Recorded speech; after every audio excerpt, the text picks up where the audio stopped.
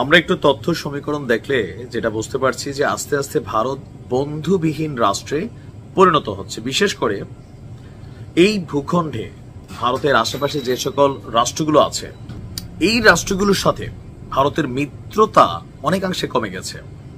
এর বেশ কিছু কারণ আছে। ভারত অনেক বড় দেশ, তাই না? তো সেখানে স্টেট ভিত্তিক বা রাজ্য ভিত্তিক অনেকগুলো রাষ্ট্র আছে। মাঝে মাঝে অনেক রাজ্য নিজেদেরকে স্বাধীন ঘোষণা করে বা স্বাধীনতা দাবি করে, তখন কেন্দ্র থেকে এই রাজ্যগুলোকে কন্ট্রোল করার চেষ্টা করা হয়, যেমন সেভেন সিস্টার্স যেটাকে বলা হয়ে থাকে। তো এরকম বিভিন্ন সময় আবার ধরেন শিখদের যে দাবি দেওয়া বা পাঞ্জাবকে স্বাধীন করা, তো এরকম অনেক কিছু কিন্তু হয়। অ্যাজ এ কেন্দ্রীয় সরকার হিসাবে মোদীকে অনেক সিদ্ধান্ত নিতে হয়। আবার প্রতিবেশী রাষ্ট্রদের প্রতি ভারতেরও বরাবর অভিযোগ যে এই রাষ্ট্রগুলো ভারতের যে বিদ্রোহী গোষ্ঠীগুলো তাদেরকে আশ্রয় দেয়। আর এটা নিয়ে ইন্টারন্যাশনালি অনেক দেশের সাথে কিন্তু অনেক দেশের খারাপ সম্পর্ক আছে। আপনি দেখবেন তুরস্ক মাঝে মাঝে ইরাকে আক্রমণ চালায়, ইরানে অভিযান চালায়। কেন? তুরস্কের বক্তব্য যে বিদ্রোহী গোষ্ঠীগুলো ওই দেশে বসবাস করে। তো ভারতেরও এই মুহূর্তে বিদ্রোহী গোষ্ঠী চারদিকেই। এর মধ্যে একটা ছিল পুরান, সে পুরানরাই নতুন করে আসছে। আর এইবার এই অ্যাকশনের তালিকায় নাম উঠছে মিয়ানমারের বিরুদ্ধে ভারতের অভিযোগ। তবে মিয়ানমারের জান্তা সরকার বিষয়টাকে আপনার এক ধরনের অস্বীকার করলেও দায় কিন্তু এড়াতে পারেন না। এখন পাকিস্তানের সাথে এই যুদ্ধ পরিস্থিতির মাঝখানে গতকালকে ঘটছে আরেক ঘটনা। ভারতের মণিপুর রাজ্য, আপনারা জানেন যে মাঝে মাঝে এখানে বিদ্রোহ হয়, এমনকি সেখানে ভারতের কেন্দ্রীয় সরকার হিউজ পরিমাণ চাপ, এই এলাকার নাগরিকদের উপর অত্যাচার অনেক কিছু করছে, কিন্তু তারপরেও স্বাধীনতার আকাঙ্ক্ষা তাদের ভেতর থেকে সরছে না। ভারতের মণিপুর রাজ্যে বিদ্রোহীদের সাথে গতকালকে সেনাবাহিনী গোলাগুলি হয়েছে, একদিকে কাশ্মীর একদিকে মণিপুর।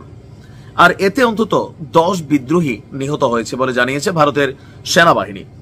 মিয়ানমার সীমান্তবর্তী মণিপুর গত 2 বছর ধরে ভারতের কেন্দ্রীয় সরকারের বিরুদ্ধে এই বিদ্রোহীরা এক ধরনের লড়াই সংগ্রাম চালিয়ে আসছে।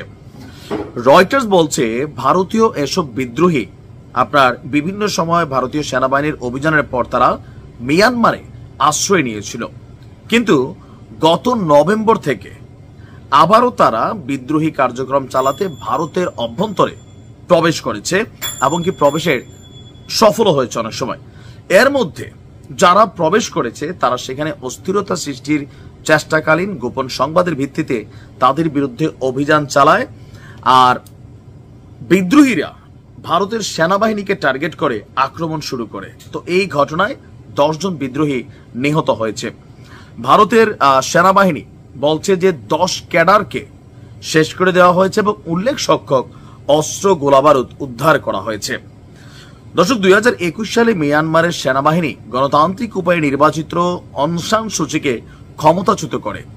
আর ভারতের সঙ্গে থাকা মিয়ানমারের 1600 কিলোমিটার সীমান্ত অরক্ষিত হয়ে পড়ে ওই যুদ্ধ শুরুর পর থেকে।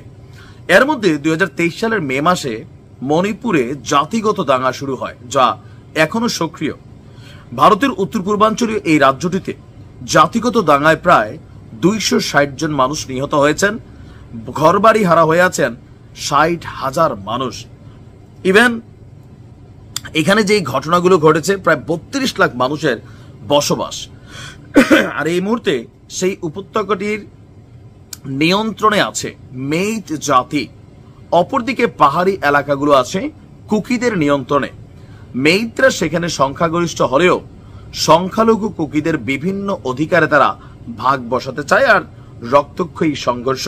তবে ভারত মনে করছে এখানে বিদেশি শক্তিগুলো, বিশেষ করে চীন, মিয়ানমার আপনার এখানে গুটিবাজি করতেছে সত্যি। এখন এই ঘটনার পর মিয়ানমারে তো যুদ্ধ চলে, তারা কে কারে দায় দিবে না দিবে।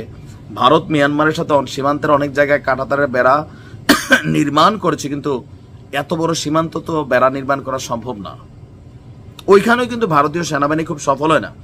মণিপুরের ভিতরে যে এলাকায় প্রবেশের পর আবার স্থানীয় লোকাল পিপলের বক্তব্য, সাধারণ মানুষকে এরা মাইরা ধরেন সন্ত্রাসী ট্যাগ দিয়ে দেয় ভারতের সেনাবাহিনী। এটা আছে জনগণের সামনে।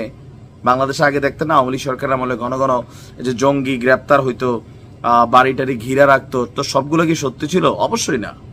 পলিটিক্যালি সাইজ করার জন্য অনেকের এরকম বাটে বাড়াইতো। তো ভারতীয় সেনাবাহিনীও সেমি একই কাজ করে। আর এতে হয় কি, যদি একটা ভালো মানুষটা আপনি ফাঁসাই দেন, এই লোক বাড়িয়া নির্ঘাত টেরোরিস্ট হবে, ইয়াতে কোনো ভুল নেই। ভালো থাকুন, আসসালামু আলাইকুম।